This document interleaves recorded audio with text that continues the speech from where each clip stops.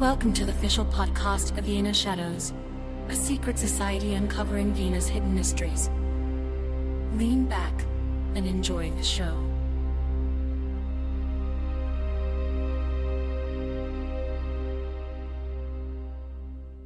The doctor lies down now. Vienna is the couch. The id isn't theory. It's got teeth. Oh man, it is just such a visceral image, isn't it? It completely upends the safety of a therapist's office. It really does. Imagine realizing that every secret you've ever confessed just, fed a cosmic monster living beneath the floorboards. Right, yeah. That your deepest anxieties aren't just in your head, but that the talking cure you've been relying on just started screaming back at you. It's a brilliant subversion.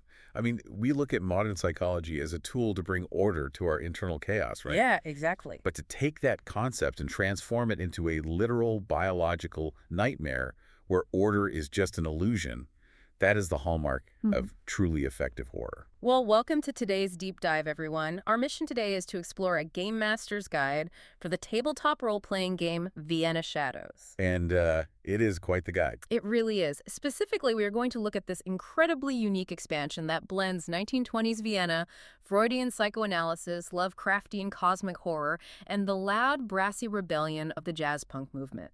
And, this isn't just for tabletop gamers. Whether you are a game master looking to design an unforgettable campaign or just someone fascinated by twisted history and psychology, this deep dive will show you how to seamlessly blend rules, world building, and narrative into a masterpiece of tabletop horror. So we're going to tackle this exactly how a game master would. First, by looking at the rules of survival. Second, the bizarre elements of this world. And finally, walking through a full campaign arc. Sounds like a solid roadmap. Because before we can talk about the monsters, we need to know how the players can fight back or, fail trying. Right, exactly. The mechanics. So break down the core of the Vienna Shadows system for us. Yeah, so the engine driving it is incredibly simple but purposefully punishing. The guide outlines a fast-paced D6 roll-under system. So we're just talking about a standard six-sided die, nothing fancy. Just a standard D6. Players have 4 base attributes. You've got strength, intellect, charisma, and perception. And the base value for all these attributes starts at a 3. Okay, wait, I want to pause on the math here for a second. Sure, yeah. If the base stat is a 3, and this is a roll-under system that means to succeed, I have to roll lower than my attribute. I have to roll a 1 or a 2. Correct. So rolling a 3, 4, 5, or 6 is a failure. I mean, the game is rigged. You are mathematically failing more often than you succeed right out of the gate. Yeah, you are. Why would a player even want to sit down at a table where they are destined to fail 2/3 the time? Because it creates a very specific psychological environment. I mean, we are so used to power fantasies in games, right? Where you level up to become a god. Right. This is a reverse power fantasy. It intentionally mirrors the historical anxiety of the 1920s. Think about Vienna after World War I. An empire collapsed, the world felt fragile, and human life felt cheap. Oh, wow. That makes total sense. Yeah, the mechanics force the player to feel that exact same fragility. You aren't leveling up to become a god, you're just desperately trying to keep your brain inside your skull. I love that. The mechanical stress literally bleeds into the player's actual stress. Which brings us to the 2 pillars of survival. The guide outlines health and sanity. Right. Health is your physical structural integrity, degrading down to death. But sanity is your mental stability, degrading to madness when you confront the void. And the game constantly threatens both, right? Like with the passionate flare optional rule. Oh, the passionate flare is brilliant. In this system, rolling a 6 on that D6 isn't just a failure. It triggers this flare, causing an immediate loss of 1 sanity. Wait, really? Just for rolling a 6? Yep. Because the lore says the extra-dimensional parasite living inside your head momentarily thrashes against your skull. Oh my god, the physical sensation of something inside your head throwing a tantrum simply because you failed a charisma check. Exactly. It grounds the abstract concept of failing a roll into a visceral bodily violation. And it doesn't stop there. If you fail these checks, the game master can inflict psychoanalytic status conditions, and these are brutal. They really are. Take the first condition, a headache. Right, which isn't just a normal headache. No, the lore states the parasite is literally chewing on your frontal lobe. Yeah. Mechanically, you lose 1 sanity at the start of every single scene. It puts a ticking clock on your own mind, and if you don't treat that, it devolves into nervousness. Yeah, nervousness makes any healing potions you drink only 50% effective. Your character is just too wired, too on edge for anything to actually soothe them. Wow. And then there's confusion. Right, confusion inverts your motor controls. You have to pass a strength check just to force your limbs to run away. And the darkest one, just in terms of pure dread, is melancholy.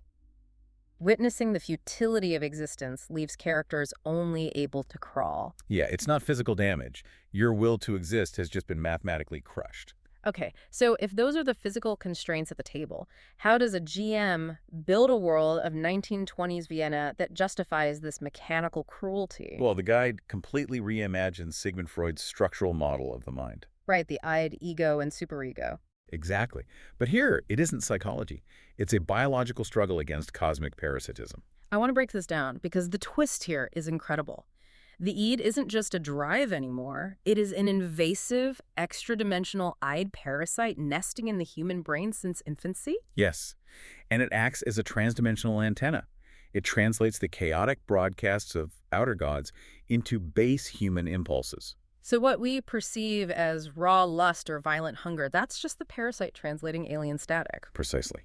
And dreams. Dreams are just the void bleeding into reality when our conscious defenses drop. So wait, if the id is a parasite, then the talking cure isn't therapy at all. It's literally feeding the beast. That's the horror of it. It's like discovering your house's foundation is made of sleeping dragons, and therapy is just poking them with a stick. That is the exact vibe the GM is going for. And sitting on top of that dragon is the ego, which is just a fragile shell of sanity, desperately rationalizing the parasite's bizarre commands. And then there's the superego. In psychology, that's our moral compass.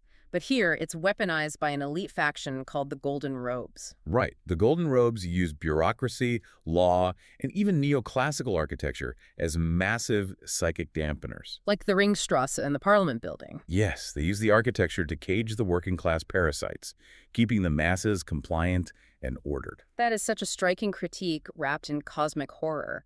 But, you know, where there is oppression, you need a rebellion. You need a counterculture. And that element is jazz punk. Right. And the face of this movement is Amara Klang, the alarm frau, the noise woman. Oh, she is such a great character for a GM to use. Her music is this discordant fusion of big band brass, jazz, and raw feedback. It's a sonic weapon designed to perform an autopsy on the old world. And the lyrics about a puppet cutting at strings are literal, right? Very literal. Her music targets the id parasite's frequency.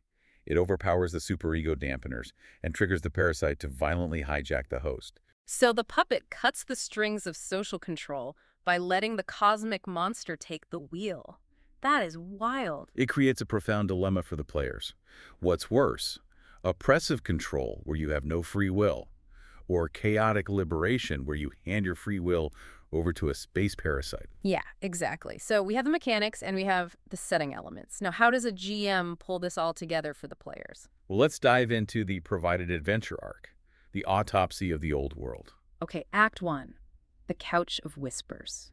The GM sets the scene in the biting winter freeze of late December 1920s. And the players go to Berggasse 19 to find Freud locked in his study, screaming. The details here are great. There's an event portal dripping grave-smelling green slime over his analysis couch, and then 2 possessed patients attack. Right, and here the GM utilizes the rules beautifully. The players can't just shoot their way out. Right, they have to engage with the lore. Exactly. It takes an intellect check to frantically analyze Freud's dream journals on the desk, and a strength check to physically hold the door against these possessed patients.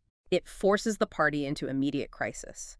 Then we move into Act 2, the Café Lantman ambush. Freud awakens. Terrified, he reveals his psychoanalysis was just cataloging parasite nesting habits. Because of course it was. And now corrupted analysts called the Crimson Robes want to perform a public psychic autopsy on him. So the players meet a mediator at the plush Café Lantman, but it's a trap.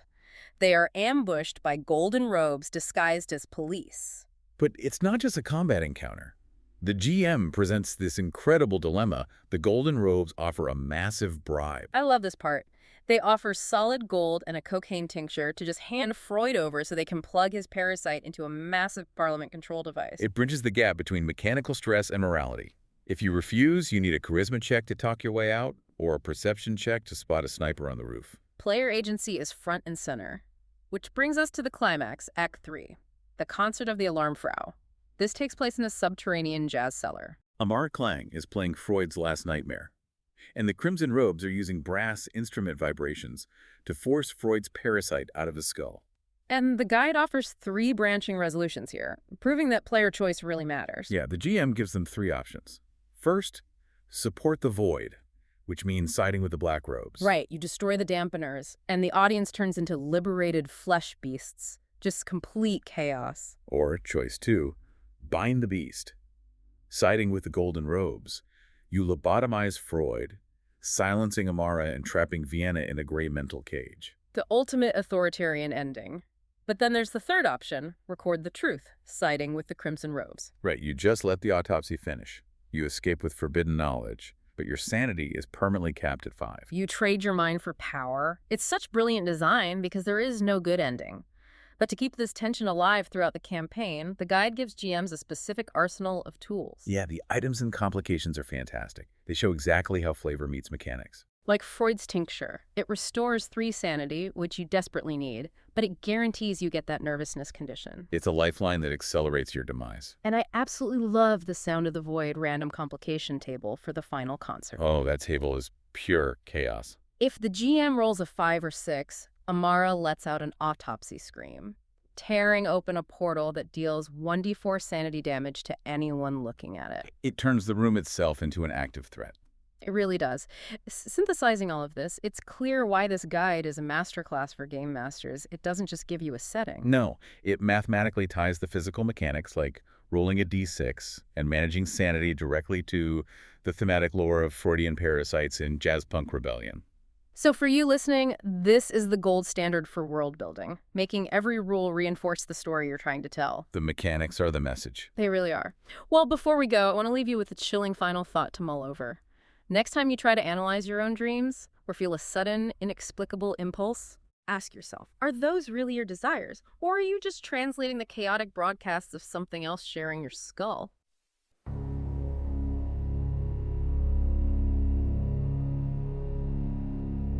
This concludes today's episode. Don't forget to rate and subscribe. Until next time, Vienna Shadows, signing off.